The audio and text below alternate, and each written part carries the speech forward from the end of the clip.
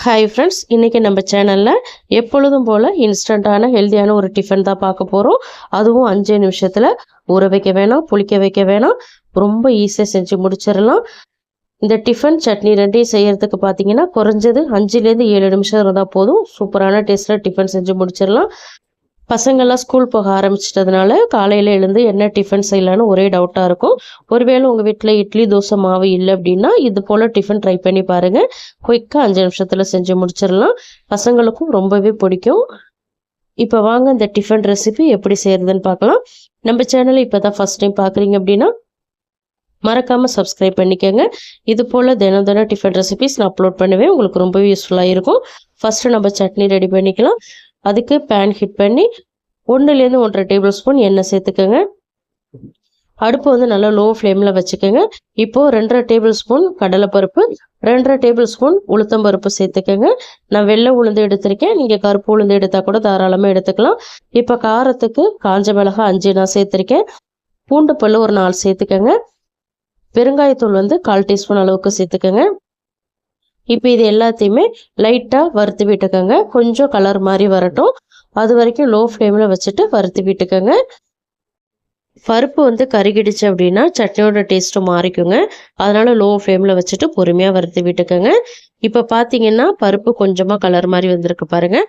இந்த ஸ்டேஜில் ஒரு கொத்து வந்து கருவேப்பிலை சேர்த்துக்கோங்க. இப்போ பொட்டுக்கடலை வந்து ஒரு 2.5 டேபிள் ஸ்பூன் சேர்த்துக்கோங்க. பருப்பு எல்லாமே ஒரே அளவில் எடுத்துக்கோங்க. இப்போ இதுக்கப்புறம் மறுபடியும் ஃப்ரை பண்ணிக்கோங்க. பருப்பு வந்து நல்ல கலர் மாதிரி வரும், நல்ல கோல்டன் கலரில் வரும். அது வரைக்கும் நல்லா வறுத்து விட்டுக்கோங்க.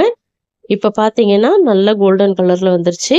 இந்த ஸ்டேஜில் பார்த்தீங்கன்னா ஸ்டவ்வை ஆஃப் பண்ணிவிட்டு பருப்பு எல்லாத்தையுமே நல்லா ஆற வச்சுக்கோங்க. இந்த ஸ்டேஜில் உங்களுக்கு தேவைப்பட்டால் தேங்காய் அல்லது வேர்க்கடலை எது வேணாலும் சேர்த்துக்கலாம். நான் எதுவுமே சேர்க்கலை. இப்போ பருப்பு எல்லாமே நல்லா ஆறின பிறகு ஒரு மிக்சி ஜாருக்கு மாற்றிக்கங்க. பருப்பு எல்லாத்தையுமே மிக்சி ஜாருக்கு மாற்றினதுக்கு அப்புறம் இதை நான் கொஞ்சமாக தண்ணி சேர்த்து அரைச்சிக்கலாம். நீங்கள் இந்த ஸ்டேஜில் கூட தேங்காய் சேர்க்கறதா இருந்தால் சேர்த்து அரைச்சிக்கலாம். இப்போ வந்து சின்ன துண்டு புளி சேர்த்துக்கிறேன். உப்பு தேவையான அளவு சேர்த்துக்கலாம். கொஞ்சமாக தண்ணி சேர்த்துட்டு இதை கொஞ்சம் கொரகொரப்பாக அரைச்சிட்டு வந்துடுங்க. ரொம்ப நைஸாக அரைக்க வேணாம், கொஞ்சம் கொரகொரப்பாக இருந்தால் தான் இந்த சட்னி நல்லாயிருக்கும். இப்போ சட்னியை வந்து பவுலுக்கு மாற்றிட்டு கொஞ்சமாக தண்ணி சேர்த்துக்கலாம். இந்த சட்னி தண்ணியாக வச்சாவே ரொம்ப நல்லாயிருக்கும். அதனால் உங்கள் விருப்பத்துக்கு தகுந்த மாதிரி தண்ணியாகவும் திக்காகவும் இந்த சட்னியை நீங்கள் ரெடி பண்ணிக்கோங்க. இப்போ நல்லா கட்டி இல்லாமல் கரைச்சி விட்டுக்கோங்க. கரைச்சி விட்டதுக்கப்புறம் இந்த சட்னியை தாளிச்சிக்கலாம்.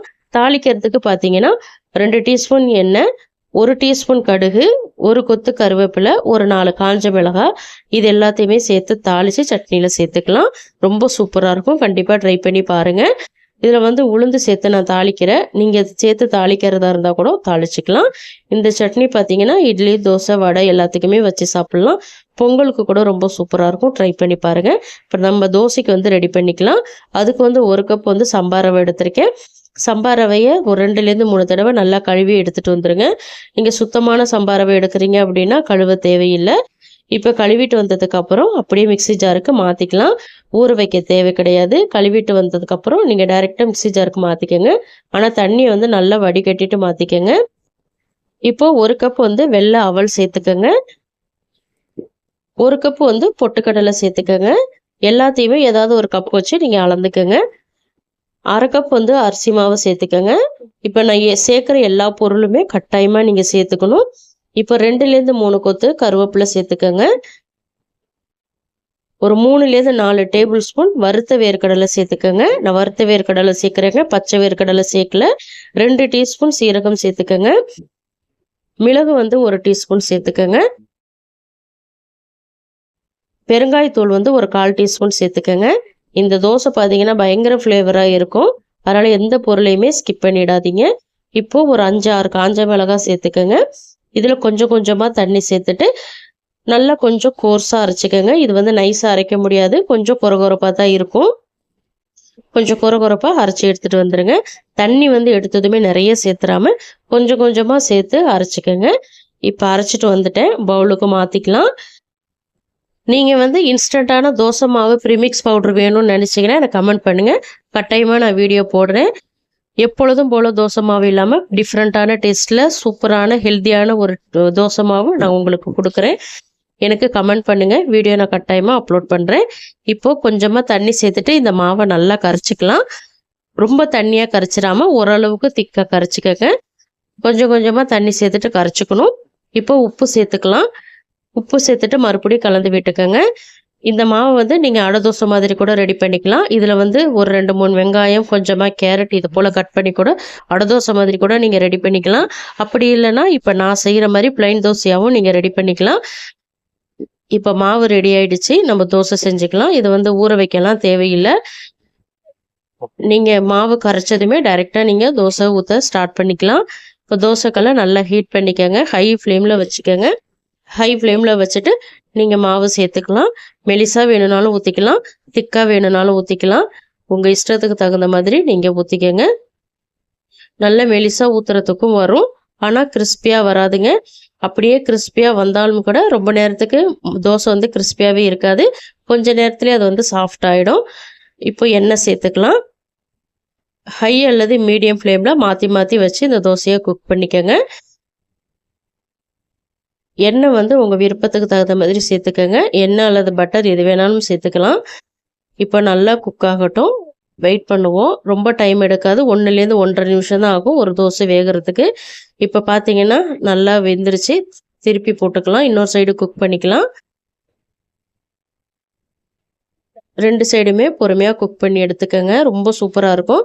அப்புறம் இன்னொரு விஷயமும் சொல்லிக்கிறேன். நம்ம தோசை மாவில் மிளகு, மிளகாய் எல்லாமே சேர்த்துருக்கோம். அதனால் கொஞ்சம் காரமாக இருக்கும். நீங்கள் சட்னியும் காரமாக வச்சிட்டிங்க அப்படின்னா பசங்களால் சாப்பிட முடியாது. அதனால் சட்னி வந்து கொஞ்சம் காரம் இல்லாமல் பார்த்துக்கோங்க. நீங்கள் தேங்காய் சட்னி, கெட்டி சட்னி வந்து பச்சை மிளகாய் போட்டு கொஞ்சம் காரம் கம்மியாக வச்சு கொடுத்தீங்கன்னா ரொம்ப விரும்பி சாப்பிடுவாங்க. அதனால் சட்னி செஞ்சிங்கன்னா காரம் இல்லாமல் பார்த்துக்கோங்க. இப்போ தோசையை பிளேட்டுக்கு மாற்றிக்கிறேன். இந்த சட்னிக்கும் தோசைக்கும் ரொம்ப சூப்பராக இருந்ததுங்க. இந்த தோசைக்கு சட்னியே சொல்லப்போனால் தேவைப்படாது, நீங்கள் வெறும் தோசையவே சாப்பிட்லாம். ஏன்னா அவ்வளோ சூப்பராக இருக்கும். நல்ல வேர்க்கடலை வாசம், அந்த கருவேப்பிலை வாசத்தோடு சாப்பிடும்போது அவ்வளோ அருமையாக இருக்கும். கண்டிப்பாக ட்ரை பண்ணி பாருங்கள். ட்ரை பண்ணி பார்த்துட்டு உங்கள் ஃபீட்பேக்கை மறக்காமல் எனக்கு கமெண்ட்டில் சொல்லுங்கள். இது போல் இன்ஸ்டண்ட்டான டிஃபன் ரெசிபிஸ் நான் ஏகப்பட்ட ரெசிபிஸ் அப்லோட் பண்ணியிருக்கேன். ஃப்ரீ டைமில் போய்ட்டு நம்ம சேனலை செக் பண்ணி பாருங்கள். உங்களுக்கு ரொம்பவே யூஸ்ஃபுல்லாக இருக்கும். நாளைக்கு என்ன ரெசிபி வேணும் அப்படின்றத மறக்காமல் எனக்கு கமெண்ட் பண்ணுங்கள். கண்டிப்பாக நான் வீடியோ அப்லோட் பண்ணுறேன்.